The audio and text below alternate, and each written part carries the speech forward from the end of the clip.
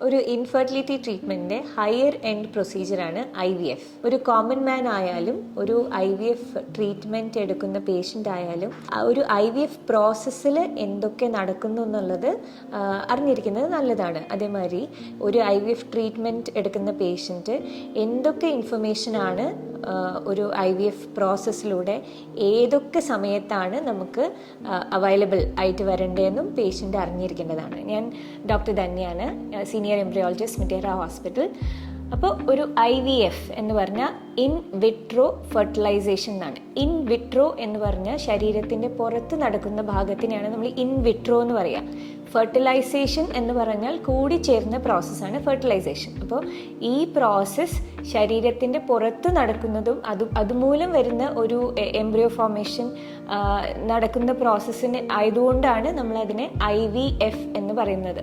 സാധാരണഗതിയിൽ ഒരു മാസത്തിൽ ഒരു അണ്ടം അല്ലെങ്കിൽ ഒരു എഗ്ഗാണ് ഒരു സ്ത്രീ പ്രൊഡ്യൂസ് ചെയ്യുന്നത്. ഇപ്പോൾ IVFൻ്റെ ട്രീറ്റ്മെൻറ്റ് ഭാഗമായി ഒന്നിൽ കൂടുതൽ എഗ്ഗ് പ്രൊഡ്യൂസ് ചെയ്യാം. അപ്പോൾ ഈ എഗ്ഗ് പ്രൊഡ്യൂസ് ചെയ്യുന്ന അല്ലെങ്കിൽ അണ്ടം പ്രൊഡ്യൂസ് ചെയ്യുന്ന സ്ഥലത്തിനെയാണ് നമ്മൾ അണ്ടാശയം എന്ന് പറയുക, അല്ലെങ്കിൽ ഓവറി എന്ന് പറയുക. അപ്പോൾ ഓവറിയിൽ ഈ എഗ്ഗ് പ്രൊഡ്യൂസ് ചെയ്യുന്ന സ്ഥലം ഫോളിക്കിൾ എന്ന് പറഞ്ഞ സ്ഥലമാണ്. അപ്പോൾ ഫോളിക്കിൾ നമുക്ക് ഒരു ഉപമ പറയുകയാണെങ്കിൽ ഒരു വാട്ടർ ഫിൽഡ് ബലൂൺ മാതിരിയാണ്, കുഞ്ഞ് വാട്ടർ ഫിൽഡ് ബലൂൺ മാതിരിയാണ്. അപ്പോൾ ഒന്നിൽ കൂടുതലുണ്ടെങ്കിൽ കുറേ ടൈനി വാട്ടർ ഫിൽഡ് ബലൂൺസ് ആയിട്ട് നമുക്ക് അണ്ടാശയത്തിൽ അല്ലെങ്കിൽ ഓവറിയിൽ കാണാം. അപ്പോൾ ഇത് തന്നെയാണ് നിങ്ങൾ സ്കാനിൽ നിങ്ങൾ വിഷ്വലൈസ് ചെയ്യുന്നതും. സ്കാനിൻ്റെ പിക്ചർ തരുമ്പം നിങ്ങൾക്ക് അങ്ങനെ ഒരു മൾട്ടിപ്പിൾ ഫോളിക്കിൾ എന്നുള്ള അപ്പിയറൻസ് നിങ്ങൾക്ക് കാണാൻ പറ്റുന്നത്. അപ്പോൾ ഈ ഫോളിക്കിൾ ശരീരത്തിൻ്റെ അകത്ത് നമ്മൾ ട്രീറ്റ്മെൻറ്റ് ഭാഗമായിട്ട് വളർന്നുകൊണ്ട് വരികയാണ്.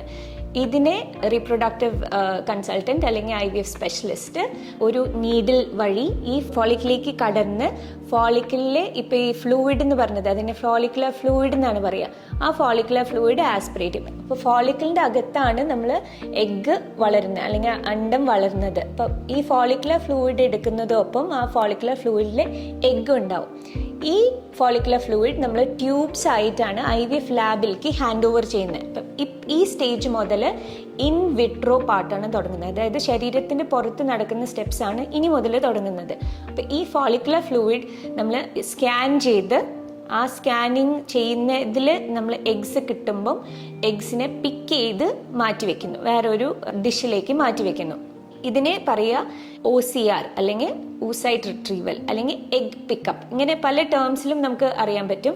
അപ്പം ഈ ഒരു സ്റ്റേജ് കഴിയുമ്പം പേഷ്യൻറ്റിന് നമുക്ക് എത്ര നമ്പർ ഓഫ് എഗ്സ് കിട്ടിയെന്ന് നമുക്ക് അറിയാൻ പറ്റും. പക്ഷേ എഗ്ഗിൻ്റെ ക്വാളിറ്റി ഇതുവരെയ്ക്കും നമുക്ക് അറിയാൻ പറ്റില്ല. പക്ഷേ നമ്പർ ഓഫ് എഗ്സ് എത്ര കിട്ടിയെന്ന് അറിയാൻ പറ്റും. അപ്പോൾ ഫോർ എക്സാമ്പിൾ ഒരു പേഷ്യൻറ്റ് 10 എണ്ണം കിട്ടിയെന്ന് നോക്കി. അപ്പോൾ 10 എഗ്ഗ് വിത്ത് എഗ്ഗിനെ ചുറ്റുമുള്ള സെൽസ്, അതൊരു കോംപ്ലെക്സ് എന്ന് പറയുക. അപ്പം അങ്ങനെയായിട്ടാണ് നമ്മൾ ശേഖരിച്ച് എടുത്തു വെക്കുന്നത്. ഇനിയുള്ള സ്റ്റേജ് ഇതിനെ ഇൻക്യുബേറ്ററിൽ വെക്കുക എന്നുള്ളതാണ്.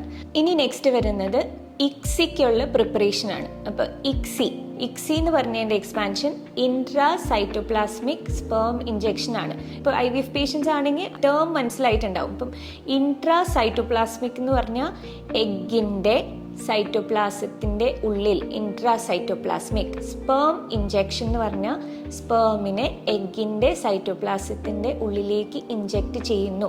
അപ്പോൾ ഈ പ്രൊസീജിയറാണ് ICSI.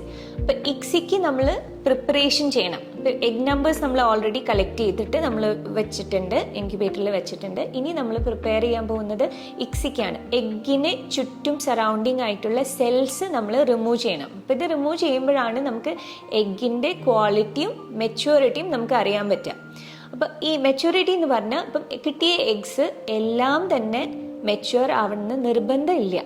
അപ്പോൾ ഒരു 10 എണ്ണം നമുക്ക് കിട്ടിയെന്ന് വെച്ചാൽ അതിൽ 10ഉം മെച്യൂർ ആവണമെന്നില്ല. ചിലപ്പം 8 എണ്ണം മെച്യൂർ ആയിട്ട് 2 എണ്ണം ചിലപ്പം ഇമ്മെച്യൂർ ആയിരിക്കും. അപ്പം ഇമ്മെച്യൂർ എഗ്സിൽ സാധാരണ നമ്മൾ ICSI ചെയ്യൂല. അപ്പോൾ എഗ്ഗിനെ പ്രിപ്പറേഷൻ ചെയ്യുന്ന അതേമാതിരി തന്നെ നമ്മൾ സ്പേമിനെയും പ്രിപ്പറേഷൻ പ്രോസസ്സ് കൂടെ കടത്തിവിടും. അപ്പോൾ സ്പേം പ്രിപ്പറേഷൻ ചെയ്ത് ആ സ്പേമിൻ്റെ സാമ്പിളും അതേ പേഷ്യൻറ്റിൻ്റെ എഗ്ഗും രണ്ടും ഒരു ഡിഷിൽ നമ്മൾ ലോഡ് ചെയ്യും. അതായത് ഹസ്ബൻഡിൻ്റെ സ്പേം സാമ്പിൾ പ്രിപ്പയർ ചെയ്ത അതും പിന്നെ ഈ എഗ്ഗിൻ്റെ ചുറ്റുമുള്ള സെൽസൊക്കെ റിമൂവ് ചെയ്ത് ആ എഗ്ഗുകളും ഈ ഡിഷിലേക്ക് നമ്മൾ ലോഡ് ചെയ്തിട്ടാണ് ICSIക്ക് നമ്മൾ പ്രിപ്പയർ ചെയ്യുന്നത്. ഇനി ICSIയിൽ എന്താ ചെയ്യുന്നതെന്ന് വെച്ചാൽ ഇപ്പോൾ നേരത്തെ പറഞ്ഞ മാതിരി ഇൻട്രാസൈറ്റോപ്ലാസ്മിക് സ്പേം ഇഞ്ചെക്ഷൻ ആണ്. അപ്പോൾ ഈ ഇഞ്ചെക്ഷന് വളരെ നേരിയ നീഡിൽ ഉപയോഗിച്ച് സ്പേമിനെ പിക്ക് ചെയ്ത് എഗ്ഗിനെ ഹോൾഡ് ചെയ്ത് ഈ സ്പേമിനെ എഗ്ഗിലോട്ട് വളരെ സൂക്ഷ്മതയോടെ ഇൻജെക്റ്റ് ചെയ്ത് റിലീസ് ചെയ്യുന്നതാണ് ഇക്സി എന്ന് പറഞ്ഞ പ്രോസസ്സ് കഴിഞ്ഞുള്ള എഗ്സിനെ വീണ്ടും നമ്മളൊരു വേറെ ഡിഷിലേക്ക് മാറ്റി അതിനെ ഇൻക്യുബേറ്ററിൽ വെക്കും. അപ്പോൾ ഇൻക്യുബേറ്ററിലെ അറ്റ്മോസ്ഫിയർ ശരിക്കും പറഞ്ഞാൽ ഗർഭപാത്രത്തിൽ മെയിൻറ്റെയിൻ ചെയ്യുന്ന അറ്റ്മോസ്ഫിയർ ആണ് ഇൻക്യുബേറ്റർ കൊടുക്കാൻ ശ്രമിക്കുന്നത്.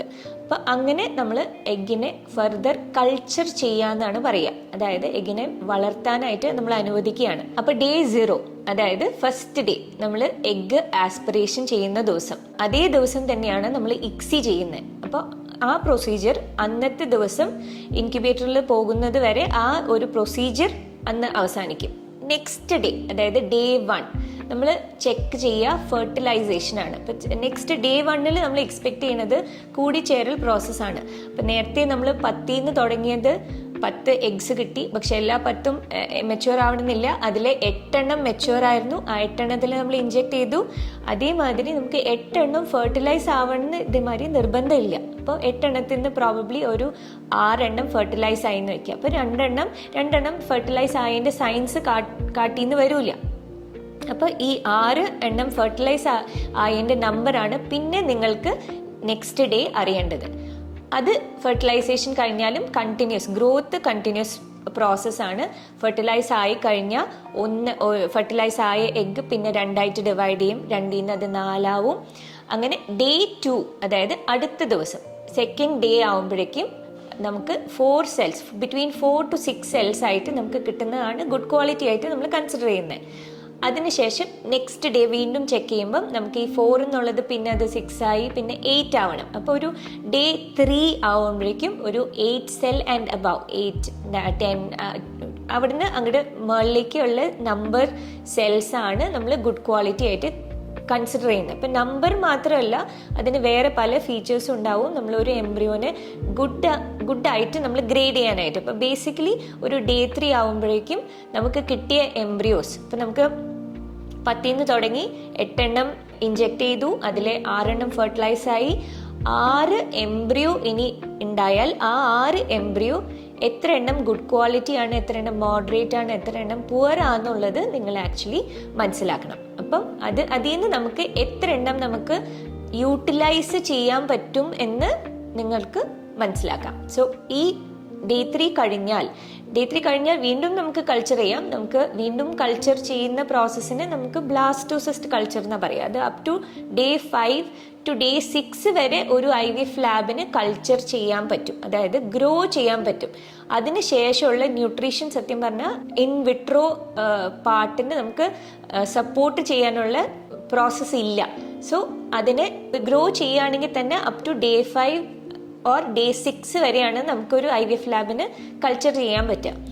ഇനിയുള്ള പ്രോസസ്സ് വരുന്നത് ഫ്രീസിങ് അല്ലെങ്കിൽ ട്രാൻസ്ഫർ ആണ്. അപ്പം എംബ്രിയോ ട്രാൻസ്ഫർ എന്ന് പറഞ്ഞാൽ ഈ ഫോം ചെയ്ത എംബ്രിയോസിനെ നമ്മൾ തിരിച്ച് യൂട്രസിലേക്ക് ഇടുന്ന പ്രോസസ്സിനെയാണ് നമ്മൾ എംബ്രിയോ ട്രാൻസ്ഫർ എന്ന് പറയുന്നത്. അപ്പോൾ എംബ്രിയോ ട്രാൻസ്ഫർ നമുക്ക് എപ്പോൾ വേണമെങ്കിലും ഷെഡ്യൂൾ ചെയ്യാം.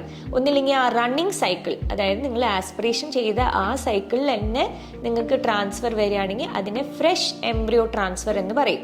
ആ സൈക്കിളിൽ തന്നെ നമ്മൾ ഫോം ചെയ്ത എംബ്രിയോസിനെ നമ്മൾ തിരിച്ചിടുന്നു. അതല്ലാണ്ട് പിന്നെ ഫ്രോസൺ എംബ്രിയോ ട്രാൻസ്ഫർ എന്ന് പറയും. ഫ്രോസൺ എംബ്രിയോ ട്രാൻസ്ഫർ എന്ന് പറഞ്ഞാൽ ആ സൈക്കിളിൽ നിങ്ങൾക്ക് കിട്ടിയപ്പോൾ 6 എംബ്രിയോ നമുക്ക് കിട്ടി. ആ 6 എംബ്രിയോയിൽ ഒരു 4 ഗുഡ് ക്വാളിറ്റി, 2 മോഡറേറ്റ് ക്വാളിറ്റി ആണെങ്കിൽ ആ 6 എംബ്രിയോസിനെ നമ്മൾ ഫ്രീസ് ചെയ്യും. ആ ഫ്രീസ് ചെയ്തതിന് ശേഷം നിങ്ങളുടെ യൂട്രസ് എപ്പോഴാണോ റെഡി ആവണത്, എപ്പോഴാണോ പ്രിപ്പയർഡ് ആവുന്നത്, ആ സ്റ്റേജിൽ ഈ എംബ്രിയോസിനെ നമ്മൾ ഘട്ടം ഘട്ടമായിട്ട്, ഇപ്പോൾ ഐദർ 2 എംബ്രിയോസ് അല്ലെങ്കിൽ എങ്ങനെയാണെന്ന് വെച്ചാൽ നമ്മൾ തിരിച്ച് ട്രാൻസ്ഫർ ചെയ്യുന്ന പ്രോസസ്സ്. ഫ്രീസ് ചെയ്ത എംബ്രിയോസിനെയാണ് പിന്നീട് നമ്മൾ ട്രാൻസ്ഫർ ചെയ്യുന്നത്. അതിനെയാണ് ഫ്രോസൺ എംബ്രിയോ ട്രാൻസ്ഫർ എന്ന് പറയുന്നത്. തിരിച്ച് യൂട്രസിലേക്ക് ചെല്ലുന്നത് വരെ ഉള്ള സ്റ്റെപ്സ് എല്ലാം ശരീരത്തിൻ്റെ പുറത്ത് വരുന്നതാണ്. അതുകൊണ്ടാണ് ഇതിനെ IVF എന്ന് പറയുന്നത്, because it is in vitro part and ഇത് IVF ലാബിൽ നടക്കുന്ന കാര്യമാണ്. അതുകൊണ്ടാണ് അത് നമ്മൾ IVF ലാബിനെ ശരിക്ക് ഒരു ഗർഭപാത്രത്തിനെ റീക്രിയേറ്റ് ചെയ്യാൻ പറ്റുന്ന ഒരു അറ്റ്മോസ്ഫിയറാണ് IVF ലാബിൽ നമ്മൾ പ്രൊവൈഡ് ചെയ്യുന്നത്. ഒരു കോമൺ മാനിനെ സംബന്ധിച്ചിടത്തോളം IVF എന്ന് പറഞ്ഞാൽ ടെസ്റ്റ് ട്യൂബ് ബേബി എന്നാണ്. പക്ഷേ ടെസ്റ്റ് ട്യൂബ് ബേബി ഒരു നോൺ മെഡിക്കൽ ടേം ആണ്. ടെസ്റ്റ് ട്യൂബ് ബേബി എന്നുള്ള ടേം വരുന്നത് എന്താണെന്ന് വെച്ചാൽ ഈ ശരീരത്തിൻ്റെ പുറത്ത് ഈ ഫെർട്ടിലൈസേഷൻ ഫെലോപ്പിയൻ ട്യൂബിന് പകരം ട്യൂബിൽ കൾച്ചർ ചെയ്യുന്നു എന്നുള്ള ഉദ്ദേശത്തിലാണ് ടെസ്റ്റ് ട്യൂബ് ബേബി എന്ന നോൺ മെഡിക്കൽ ടേം വന്നിരിക്കുന്നത്. പക്ഷേ ശരിക്കും IVF പുറത്താണ്, ശരീരത്തിൻ്റെ പുറത്താണ് നടക്കുന്നെങ്കിലും അത് ഒരു പെട്രി ഡിഷ്, IVF ഗ്രേഡ് ഡിഷിലാണ് അത് നടക്കുന്നത്. വളരെ റെഗുലേറ്റഡ് ആയിട്ടുള്ള IVF ലാബിൽ വളരെ ഡെലിക്കേറ്റ് ആയിട്ട് ചെയ്യുന്ന പ്രൊസീജിയർ ആണെങ്കിൽ പോലും ഇപ്പോഴത്തെ ടെക്നോളജിയുടെ അഡ്വാൻസ്മെൻറ്റ് മൂലം പല പേഷ്യൻസിനും ഇത് റുട്ടീൻലി അവൈലബിൾ ആയിട്ടുള്ള പ്രൊസീജിയറാണ്.